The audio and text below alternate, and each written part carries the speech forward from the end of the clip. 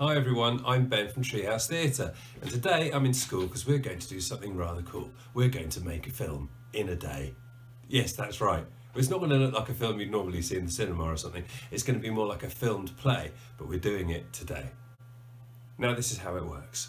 There are 4 quarters of this play. Each bit is I'm going to call an act, all right? Now each of you will be in one of 4 groups, and each of these groups is doing one of these acts. So you at some point will come down to me in the hall, and while you're there you're going to sort out this quarter of the play and we'll film it, so that then in the end we'll have 4 little films, one for each group. They'll get put together by your teachers and you'll be able to watch them back as one whole thing.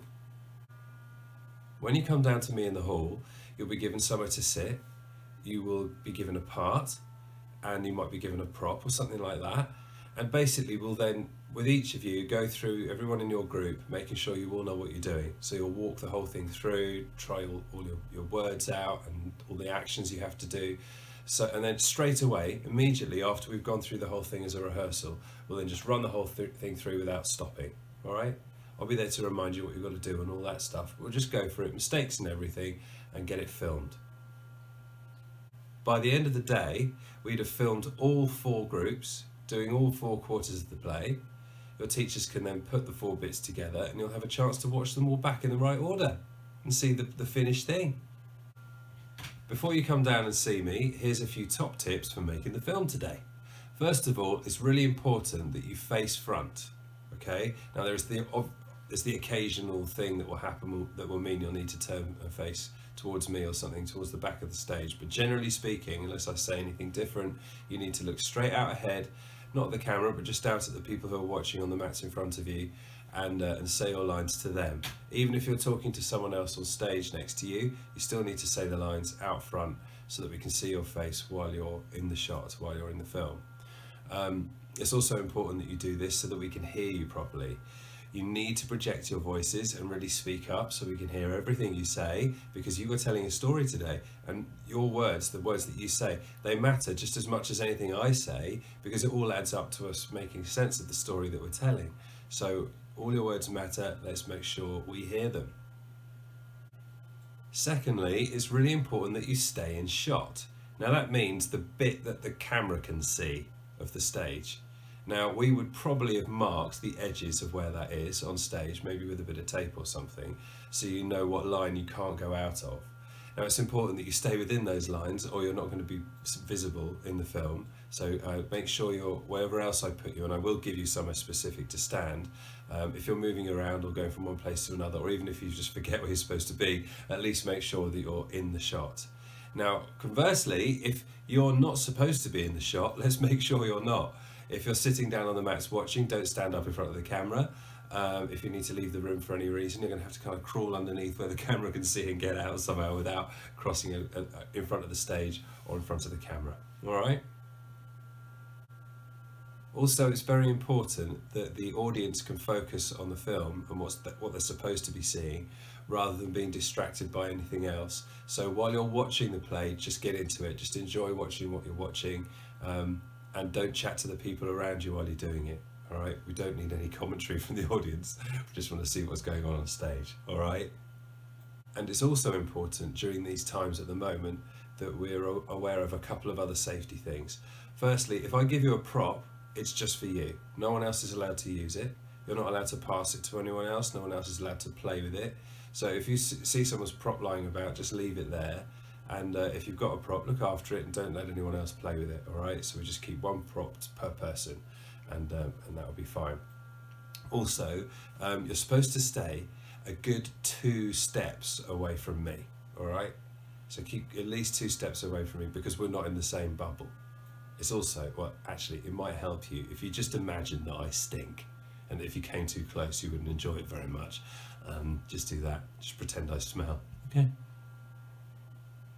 Now, we need to talk about cue cards.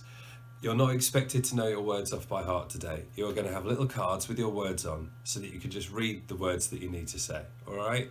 Everyone's going to be the same.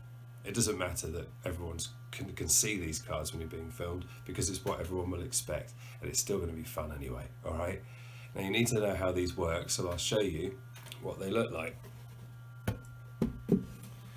So I've got a couple on here. This one here is just a short, easy one. So we'll start off with this so you can see the basics. Now you can see there's some grey writing and some black writing. Okay, let's move it a little bit closer. All right, grey writing and black writing. Now a cue in theatre means the line just before something happens. It could be the line just before somebody says something, for example, and that's what's happening here. You've got the grey bit there is the cue, and this bit here, the bit in black, is what you have to say. So you're listening out for the grey bit. You're not going to read this out loud. Someone else is going to say that, and when that is finished, you then have to come in and talk, if this was your card. You can see this is for a character called Swampide, all right? You can see the name of the character is written there above the line. Now you don't need to say the name of the character, all right? It just tells you who's speaking. It would be silly if you did, wouldn't it? It would be like me saying, Ben, hello, Ben, can I have a cup of tea, please? Ben, what? You see what I mean? You don't say the name of the character, you just say what's written underneath it. So if this was you, you'd be listening for Alfred here, saying all this stuff in grey, which finishes off with the line, Mr. and Mrs. Swampide, thank you again. And then you would say, it's an honour, mighty king. And then that's that bit finished. It doesn't mean you sit down straight away. It doesn't tell you what you have to do around what you're saying. It just tells you literally what your words are. Okay, so you'll need to imagine that this is fitting into some actions as well that you'll find out about at the time. Now this card over here, this is a different character in the same scene, and it's a little bit more complicated because this person's just got a bit more to do in the way of saying things. And there's two boxes here as well. We'll come back to that in a minute. Two red boxes. Now she's in the same scene, so she's got Alfred doing this bit here. Then she's got her actual cue, which is Swampide saying the line we just talked about. And then she has to say her bit here, but mighty or not, while we're putting out the piggy poo, you watch my cakes, don't let them burn. There's her line there, and there's a little bit more to say what happens after that. Now, because she's got two boxes, that means that she's in two separate bits. There's something that happens in between this bit and this bit that isn't shown on the card. So after that bit's happened, other people are going to say stuff. All right, blah, blah, blah, blah. People are saying things, doesn't matter. She's not saying anything yet. She's listening out for this cue here. As soon as she hears this line at the top of the second box, Mrs. Swampide, you're back. She then has to do the rest of the stuff on the card. All right, she says that. So other people say that, and then she says a line at the end. All right, I hope that makes sense. The only thing you might notice is that there's some lines here that have brackets around them, and they're in italics. That's because they're not actually lines, they're stage directions. They're things you have to do instead of things you have to say. All right, in this case it says re-entering there, which means coming back onto stage. So she doesn't say that, she just does it. All right, so just be aware that you might get the odd card that does that. I hope that's all clear. The film that we're going to do today is called Vikings versus Saxons, because it's about Vikings versus Saxons, specifically fighting over the English throne between 878 AD, which is when Alfred the Great was around, through to 1066, which is when the Battle of Hastings happened. It's fun. There's loads of death and battles and some really funny deaths too, so it's entertaining. So you will definitely enjoy yourself doing this thing and watching it all back at the end. If there are songs in the show, then we can't really sing along at the moment, but it would be great if you could clap along instead. That would give it a nice bit of energy. Okay, so when we do the filming at the end of each act, if that bit of the act has a song in it, I'll do it then. All right, now we're going to do a vocal warm-up, so we're getting your voices ready, and we're just getting you kind of in the right frame of mind as well to come and do what you're going to do. Now it's very important, like I said, to speak up nice and loud. So first of all, let's just think about the technique for that. Now here, underneath your ribs, like those, your ribs going down like that, if you put your hand just underneath there, just a little bit lower than the V of your ribs, underneath your hand, inside your body there, is a big sheet of muscle that goes all the way through like this. It's like, almost like dividing your body in half inside. It's called your diaphragm.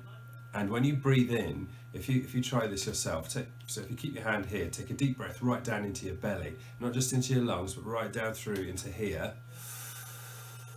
You can feel your hand like being lifted away as your tummy tightens up underneath that, all right? And then you breathe out. You should feel your hand go down as the air comes out. Now, if I do it side on, you might be able to see better. Take a breath in. Fat Ben. Breathe out.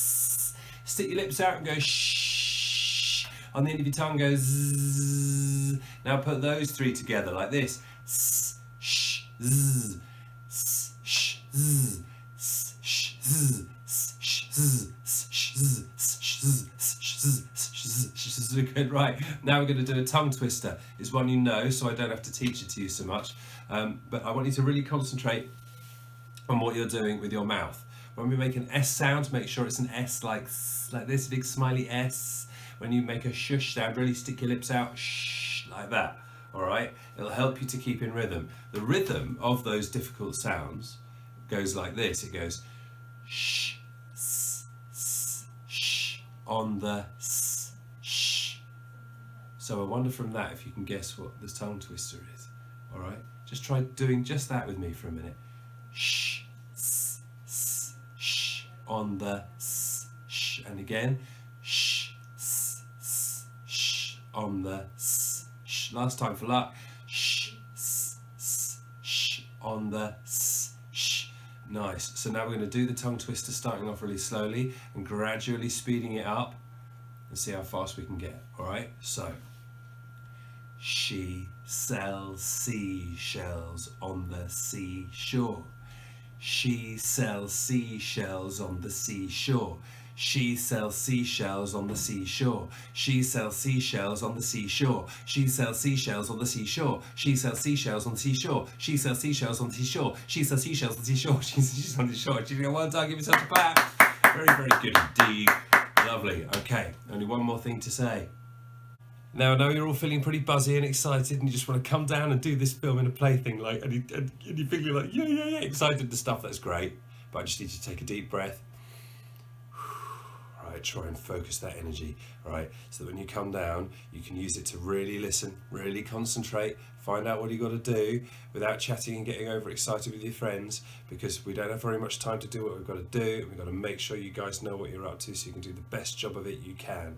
Then we'll run the whole thing through and make it really good, all right? So come on, guys, I'll see you very soon. Let's make a movie.